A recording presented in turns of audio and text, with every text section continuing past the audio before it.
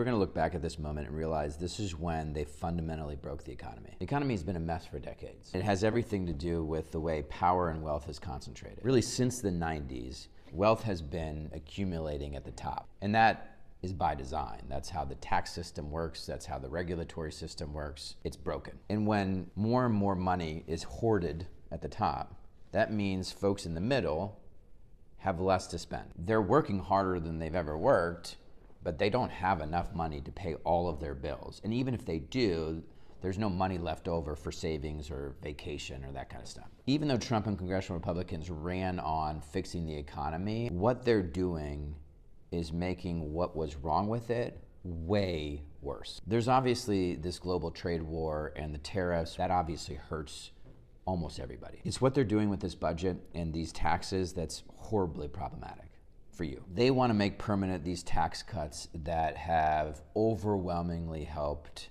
the super wealthy. There are all these regulations that allow them to do it that need to be dealt with, but the fact that they don't have to really pay any taxes makes a huge difference for them. It costs us, the rest of us, a lot. In order to pay for these tax giveaways to the super wealthy, they have to add to our debt, which doesn't help any of us. They're going to cut healthcare from tens of millions of people. They announced just recently that they're going to go after federal pensions. They also want to make sure that the power they've consolidated is protected. And so there have been efforts to break up corporate consolidation and return competition to marketplaces. Meaning as consumers, we want to have enough choices that everyone's fighting for us and prices come down. To get back to that kind of competitive place, you need to break up a lot of this corporate consolidation. So we have more options. That's called antitrust work, and we have an entire group of people dedicated to that, except they're now working on legislation to kill those efforts. They're working to make the wealth and power that's been hoarded at the top